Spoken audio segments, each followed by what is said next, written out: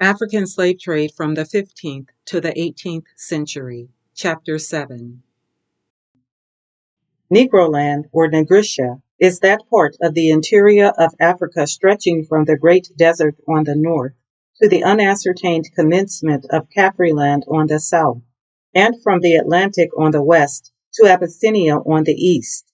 In fact, the entire interior of this great continent may be called the land of the Negroes. The ancients distinguished it from the comparatively civilized countries lying along the coast of the Mediterranean and the Red Sea by calling the latter Libya and the former Ethiopia. It is upon Ethiopia in an especial manner that the curse of slavery has fallen.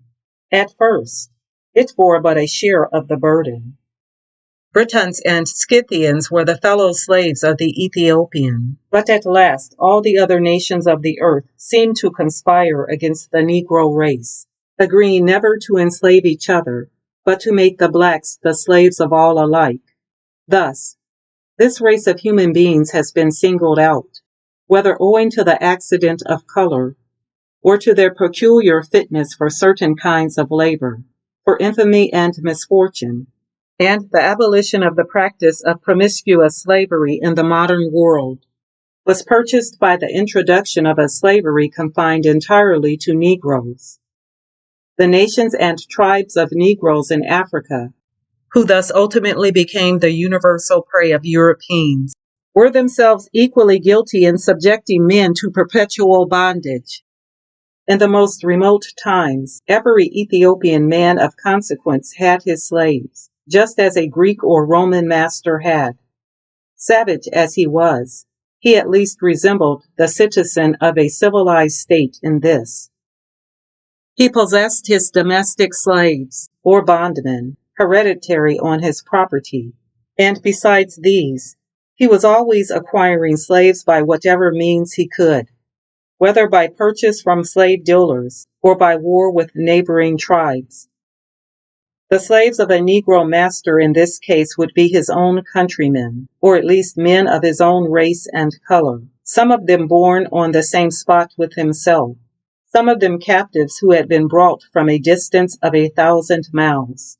Of course, the farther a captive was taken from his home, the more valuable he would be, as having less chance of escape, and therefore it would be a more common practice to sell a slave taken in war with a neighboring tribe than to retain him as a laborer so near his home.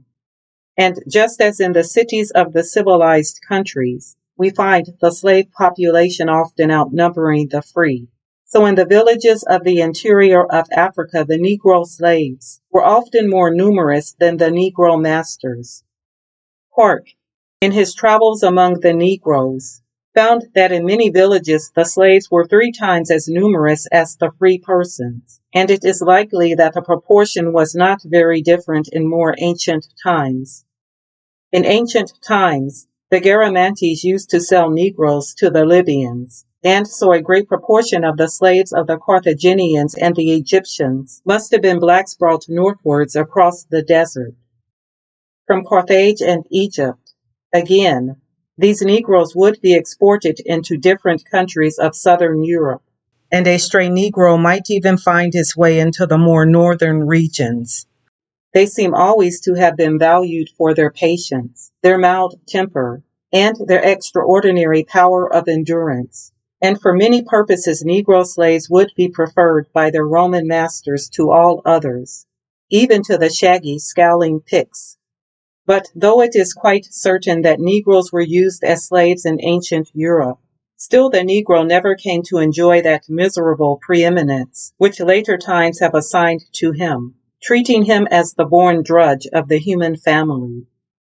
White-skinned men were slaves as well as he, and if, among the Carthaginians and Egyptians, Negro slaves were more common than any other, it was only because they were more easily procurable. The Portuguese were the first to set the example of stealing Negroes. They were the first to become acquainted with Africa.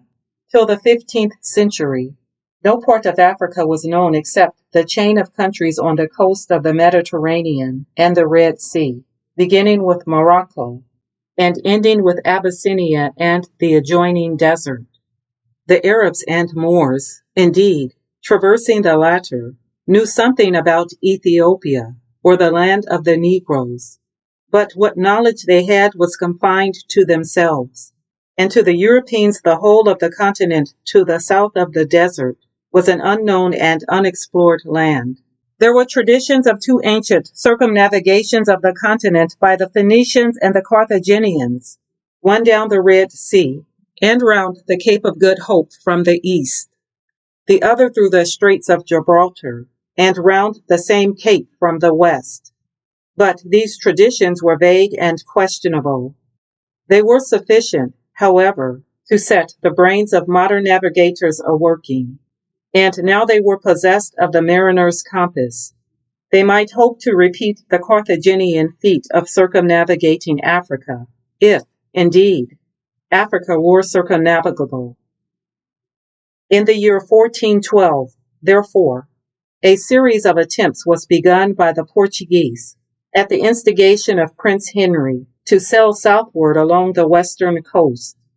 In every succeeding attempt, the bold navigators got farther and farther south, past the Canaries, past the Cape Birds, along the coast of Guinea, through the Bight of Biafra, down that long unnamed extent of coast south of the equator, until at last the perseverance of 3 generations succeeded, and the brave Vasco da Gama, in 1497, rounded the great cape itself, turned his prow northward, sailed through the Mozambique Channel, and then, as if protesting that he had done with Africa all that navigator could, steered through the open ocean right for the shores of India. The third or fourth of these attempts brought the Portuguese into contact with the Negroes. Before the year 1470, the whole of the Guinea coast had been explored. As early as 1434, Antonio Gonzalez, a Portuguese captain, landed on this coast and carried away with him some Negro boys, whom he sold to 1 or 2 Moorish families in the south of Spain. The act seems to have provoked some criticism at the time, but from that day, it became customary for the captains of vessels landing on the Gold Coast or other parts of the coast of Guinea to carry away a few young Negroes of both sexes. The labor of these Negroes, whether on board the ships which carried them away or in the ports to which the ships belonged, being found valuable, the practice soon grew into a traffic, and Negroes, instead of being carried away in 2s and 3s as curiosities, came to form a part of the cargo, as well as gold, ivory, and gum. The ships no longer went on voyages of discovery. They went for profitable cargoes, and the inhabitants of the Negro villages along the coast delighted with the beads and knives and bright cloths which they got in exchange for gold, ivory, and slaves, took care to have these articles ready for any ship that might land. Thus the slave trade, properly so called, began. The Spaniards were the first nation to become parties with the Portuguese in this infamous traffic.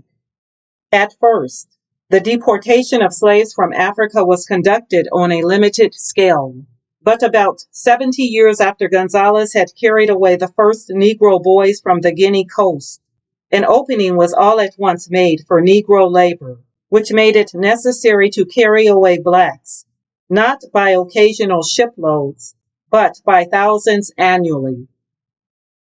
America was discovered in 1492.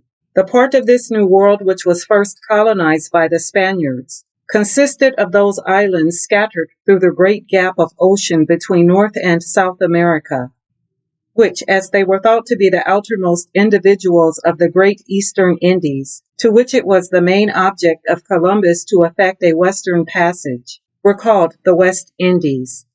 When the Spaniards took possession of these islands, they employed the natives, or Indians, as they were called, to do all the heavy kinds of labor for them, such as carrying burdens, digging for gold, etc. In fact, these Indians became slaves of their Spanish conquerors. and it was customary, in assigning lands to a person, to give him, at the same time, all the Indians upon them. Thus, when Bernal Diaz paid his respects to Velasquez, the governor of Cuba, the governor promised him the first Indians he had at his disposal. According to all accounts, never was there a race of men more averse to labor, or constitutionally more unfit for it, than these Native Americans. They are described as the most listless, improvident people on the face of the earth, and though capable of much passive endurance, drooped and lost all heart whenever they were put to active labor. Labor, ill usage, and the smallpox together carried them off in thousands. And wherever a Spaniard trod, he cleared a space before him, as if he carried a blasting influence in his person. When Albuquerque entered on his office as governor of St. Domingo in 1515, he found that, whereas in 1508 the natives numbered 60,000, they did not then number 14,000. The condition of these poor aborigines under the Spanish colonists became so heartbreaking that the Dominican priest stepped out in their behalf, asserting them to be free men and denying the rights of the Spaniards to make them slaves. This led to a vehement controversy, which lasted several years, and in which Bartholomew de las Casas, a benevolent priest, figured most conspicuously as the friend of the Indians. So energetic and persevering was he, that he produced a great impression in their favor upon the Spanish government at home. Unfortunately, the relaxation in favor of one race of men was procured at the expense of the slavery of another. Whether Las Casas himself was led, by his extreme interest in the Indians, to be so inconsistent as to propose the employment of Negroes in their stead, or whether the suggestion came from some other person, does not distinctly appear. But it is certain that what the Spaniards spared the Indians, they inflicted with double rigor upon the Negroes. Laborers must be had, and the Negroes were the kind of laborers that would suit. As early as 1503, a few Negroes had been carried across the Atlantic, and it was found that not only could each of these Negroes do as much work as 4 Indians, but that, while the Indians were fast becoming extinct, the Negroes were thriving and propagating wonderfully. The plain inference was that they should import Negroes as fast as possible, and this was accordingly done. In the year 1510, says the old Spanish historian Herrera, the King of Spain ordered 50 slaves to be sent to Hispaniola to work in the gold mines. The natives being looked upon as a weak people and unfit for labor, and this was but a beginning. For, notwithstanding the remonstrances of Cardinal Ximenes, shipload after shipload of Negroes were carried to the West Indies. We find Charles V giving one of the Flemish favorites an exclusive right of shipping 4,000 Negroes to the New World, a monopoly which that favorite sold to some Genoese merchants for 25,000 ducats. These merchants organized the traffic. Many more than 4,000 Negroes were required to do the work, and though at first the Negroes were exorbitantly dear, they multiplied so fast and were imported in such quantities that at last there was a Negro for every Spaniard in the colonies. And in whatever new direction the Spaniards advanced in their career of conquest, Negroes went along with them. The following extract from the Spanish historian already quoted will show not only that the Negroes were very numerous, but that sometimes also they proved refractory and endeavored to get the upper hand of their masters. There was so great a number of blacks in the governments of Santa Marta and Venezuela, and so little precaution was used in the management of them, or rather the liberty they had was so great, being allowed the use of arms, which they much delight in, that, prompted by their natural fierceness and arrogance, a small number of the most polished, who valued themselves for their valor and gaiety, resolved to rescue themselves from servitude and become their own masters. believing that they might live at their own will among the Indians. Those few summoning others who, like a thoughtless Brutus people, were not capable of making any reflection, but were always ready at the beck of those of their own color for whom they had any respect or esteem. They readily complied, assembling to the number of about 250 and repairing to the settlement of New Segovia. They divided themselves into companies and appointed captains and saluted one king, who had the most boldness and resolution to assume that title, and he, intimating that they should all be rich and lords of the country by destroying the Spaniards, assigned every one the Spanish woman that should fall to his lot, with other such insolent projects and machinations. The fame of this commotion was soon spread abroad throughout all the cities of those two governments, where preparations were speedily made for marching against the blacks, as well as to prevent their being joined by the rest of their countrymen that were not yet gone to them, as to obviate the many mischiefs which those barbarians might occasion to the country. In the meantime, the inhabitants of Tucuyo sent succors to the city of Segovia, which was but newly founded, and the very night that relief arrived there, the blacks, who had got intelligence of it, resolved to be beforehand with the Spaniards, and in order that, greater forces thus coming in, they might not grow too strong for them, they fell upon those Spaniards, killing 5 or 6 of them and a clergyman. However, the success did not answer their expectation, for the Spaniards, being on their guard, readily took the alarm, fought the blacks courageously, and killed a considerable number. The rest, perceiving that their contrivance had miscarried, retired. The next morning, Captain James de la Salle arrived there with 40 men from the government of Venezuela, and, judging that no time ought to be lost in that affair, marched against the blacks with the men he had brought, and those who were before at New Segovia, perceiving that they had quitted the post they had first taken, and were retired to a strong place on the mountain, he pursued, overtook, and attacked them. And though they threw up and stood on their defense, he soon routed and put them all to the sword, sparing none but their women and some female Indians they had with them, after which he returned to Segovia, and those provinces were delivered from much uneasiness. The Spaniards did not long remain alone in the guilt of this new traffic. At first, the Spaniards had all America to themselves, and as it was in America that Negro labor was in demand, the Spaniards alone possessed large numbers of Negroes, but other nations come to have colonies in America. And as Negroes were found invaluable in the foundation of a new colony, other nations came also to patronize the slave trade.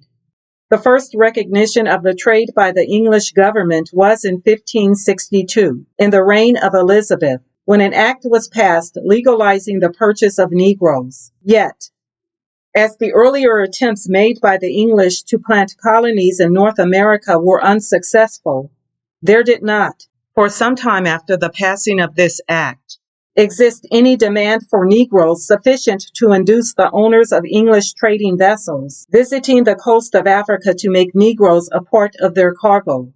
It was in the year 1620 that the first Negroes were imported into Virginia, and even then it was not an English slave ship which supplied them, but a Dutch one, which chanced to touch on the coast with some Negroes on board bound for the Spanish colonies. These Negroes the Virginian planters purchased on trial, and the bargain was found to be so good that in a short time Negroes came to be in great demand in Virginia. Nor were the planters any longer indebted to the chance visits of Dutch ships for a supply of Negro laborers. For the English merchants, diligent and calculating then as they are now, immediately embarked in the traffic, and instructed the captains of their vessels visiting the African coast to barter for Negroes as well as wax and elephants' teeth. In a similar way, the French, the Dutch, and all other nations of any commercial importance came to be involved in the traffic. Those who had colonies, to supply the demand there. Those who had no colonies, to make money by assisting to supply the demand of the colonies of other countries. Before the middle of the 17th century, the African slave trade was in full vigor, and all Europe was implicated in the buying and selling of Negroes. So universal is the instinct for barter that the immediate effect of the new and great demand for slaves was to create its own supply. Slavery, as we have said, existed in Negro land from time immemorial, but on a comparatively limited scale. The effect of the demand by the European ships gave an unhappy stimulus to the natural animosities of the various Negro tribes skirting the west coast, and tempted by the clasp knives and looking glasses and wonderful red cloth, which the white men always brought with them to exchange for slaves, the whole Negro population for many miles inland began fighting and kidnapping each other. Not only so, but the interior of the continent itself, the district of Lake Chad and the mystic source of the fatal Niger, hitherto untrodden by the foot of a white invader, began to feel the tremor caused by the traffic on the coast. And ere long, the various Negroes who seemed safest in their central obscurities were drained away to meet the increasing demand, either led captive by warlike visitants from the west, or handed from tribe to tribe till they reached the sea. In this way, eventually, Central Africa, with its teeming myriad of Negroes, came to be the great mother of slaves for exportation, and the Negro villages on the coast, the warehouses, as it were, where the slaves were stowed away till the ships of the white men arrived to carry them off. European skill and foresight assisted in giving constancy and regularity to the supply of Negroes from the interior. At first, the slave vessels only visited the Guinea coast and bargained with the Negroes of the villages there for what quantity of wax, or gold, or Negroes they had to give. But this was a clumsy way of conducting business. The ships had to sail along a large tract of coast, picking up a few Negroes at one place, and a little ivory or gold at another. Sometimes even the natives of a village might have no elephant's teeth and no Negroes to give, and even under the most favorable circumstances, it took a considerable time to procure a decent cargo. No coast is so pestilential as that of Africa, and hence the service was very repulsive and very dangerous. As an improvement on this method of trading, the plan was adopted very early of planting small settlements of Europeans at intervals along the slave coast, whose business it should be to negotiate with the Negroes, stimulate them to activity in their slave hunting expeditions, purchase the slaves brought in, and warehouse them until the arrival of the ships.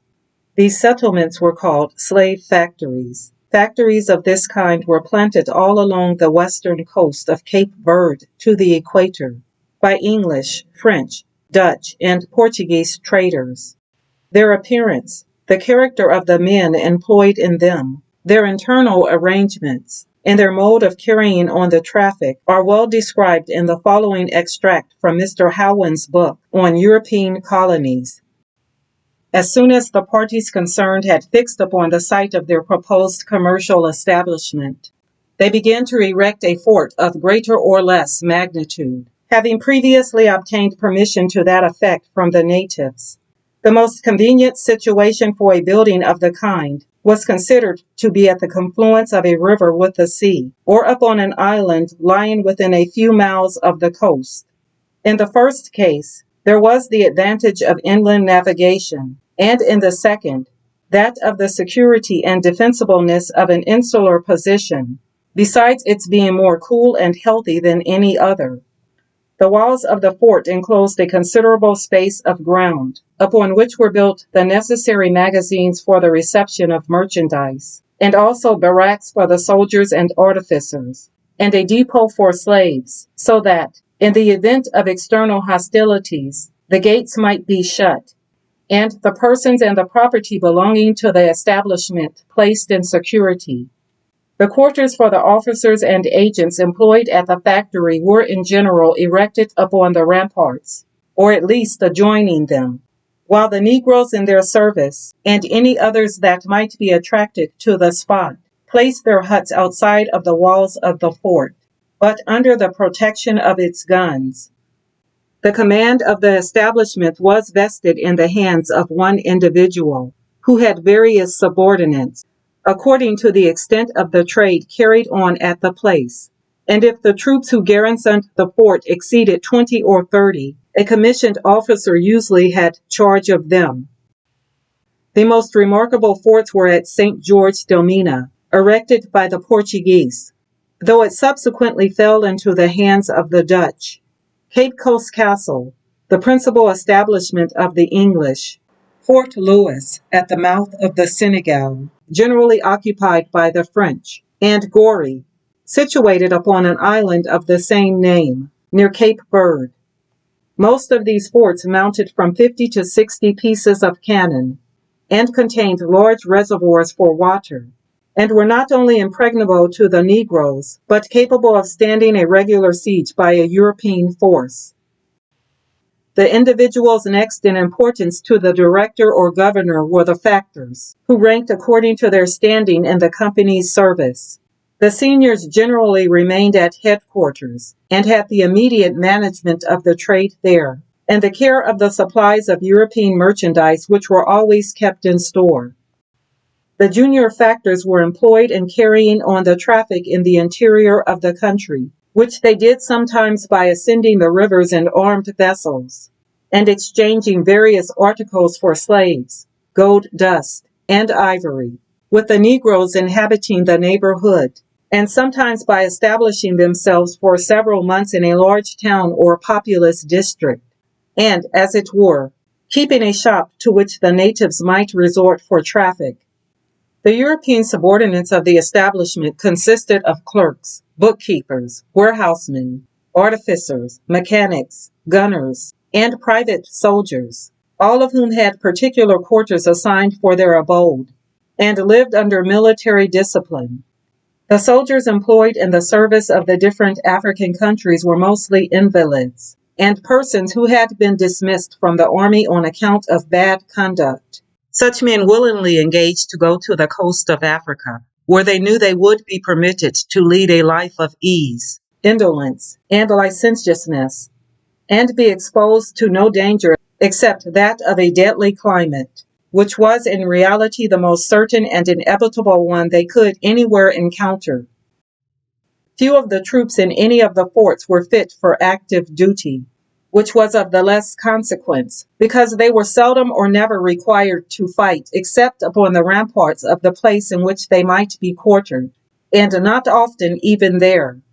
Hence, they spent their time in smoking, in drinking palm wine, and in gaming, and were generally carried off by fever or dissipation within 2 years after their arrival in the country. A stranger, on first visiting any of the African forts, felt that there was something both horrible and ludicrous in the appearance of its garrison, for the individuals composing it appeared ghastly, debilitated, and diseased, to a degree that is unknown in other climates, and their tattered and soiled uniforms, resembling each other only in meanness, and not in color, suggested the idea of the wearers being a band of drunken deserters, or of starved and maltreated prisoners of war. Each company was in the practice of annually sending a certain number of ships to its respective establishments, freighted with European goods suitable for traffic, while its factors in Africa had in the meantime been collecting slaves, ivory, gum arabic, and other productions of the country, so that the vessels on their arrival suffered no detention, but always found a return cargo ready for them. Though the forts were principally employed on places of safe deposit for merchandise received from Europe or collected at outposts, they were also generally the scene of a considerable trade, being resorted to for that purpose not only by the coast Negroes, but often also by dealers from the interior of the country, who would bring slaves, ivory, and gold dust for traffic. Persons of this description were always honorably and even ceremoniously received by the governor or by the factors, and conciliated in every possible way, lest they might carry their goods to another market. They were invited to enter the fort, and were treated with liquors, sweetmeats, and presents, and urged to drink freely. And no sooner did they show symptoms of confusion of ideas than the factors proposed to trade with them, and displayed the articles which they were disposed to give in exchange for their slaves, etc. The unsuspicious Negro merchant, dazzled by the variety of tempting objects placed before him, and exhilarated by wine or brandy, was easily led to conclude a bargain little advantageous to himself, and before he had fully recovered his senses, his slaves, ivory, and gold dust were transferred to the stores of the factory, and he was obliged to be contented with what he had in his moments of inebriety agreed to accept in exchange for them. From this extract, it appears that not only did the managers of these factories receive all the Negroes who might be brought down to the coast, but that emissaries, junior factors, as they were called, penetrated into the interior, as if thoroughly to infect the central tribes with the spirit of commerce. The result of this was the creation of large slave markets in the interior, where the Negro slaves were collected for sale, and where slave merchants, whether Negro, Arabic, or European, met to conclude their wholesale bargains. One of these great slave markets was at Timbuktu, but for the most part the slaves were brought down in droves by slaties, or Negro slave merchants, to the European factories on the coast. The Negroes were indeed chained together to prevent their escape. At the time Park traveled in Africa, so completely had the Negroes of the interior become possessed with a trading spirit, so much had the capture and abduction of Negroes grown into a profession, that these native slave merchants were observed to treat the slaves they were driving to the coast with considerable kindness. Those who were refractory had a thick billet of wood fastened to their ankle, and as the poor wretches quitting their native spots became sullen and moody, their limbs at the same time swelling and breaking out in sores with the fatigue of traveling, it was often necessary to apply the whip. Still, the slaties were not wantonly cruel, and there was nothing they liked better than to see their slaves marry. Occasionally they would halt in their march, and encourage the Negroes to sing their snatches of song, or play their games of hazard, or dance under the shade of the tamarind tree. This, however, was only the case with a professional slave driver, who was commissioned to convey the Negroes to the coast.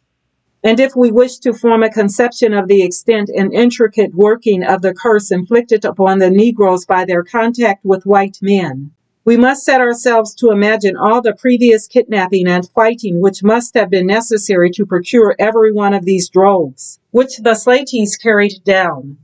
What a number of processes must have conspired to bring a sufficient number of slaves together to form a drove.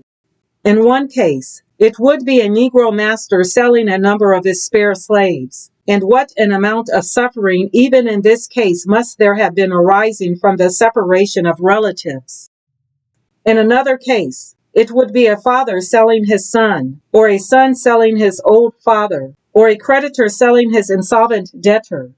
In a third, it would be a starving family voluntarily surrendering itself to slavery. When a scarcity occurred, instances used to be frequent of famishing Negroes coming to the British stations in Africa and begging to be put upon the slave chain. In a fourth case, it would be a savage selling the boy or girl he had kidnapped a week ago on purpose. In a fifth, it would be a petty Negro chief disposing of 20 or 30 Negroes taken alive in a recent attack upon a village at a little distance from his own. Sometimes these forays in quest of Negroes to sell are on a very large scale, and then they are called slave hunts. The king of one Negro country collects a large army and makes an expedition into the territories of another Negro king, ravaging and making prisoners as he goes. If the inhabitants make a stand against him, a battle ensues, in which the invading army is generally victorious. As many are killed as may be necessary to decide that such is the case, and the captives are driven away in thousands, to be kept on the property of the victor till he finds opportunities of selling them. In 1794, the king of the southern Fulas, a powerful tribe in Negritia, was known to have as many as 16,000 men constantly employed in these slave hunting expeditions into his neighbors' territories. The slaves they procured made the largest item in his revenue.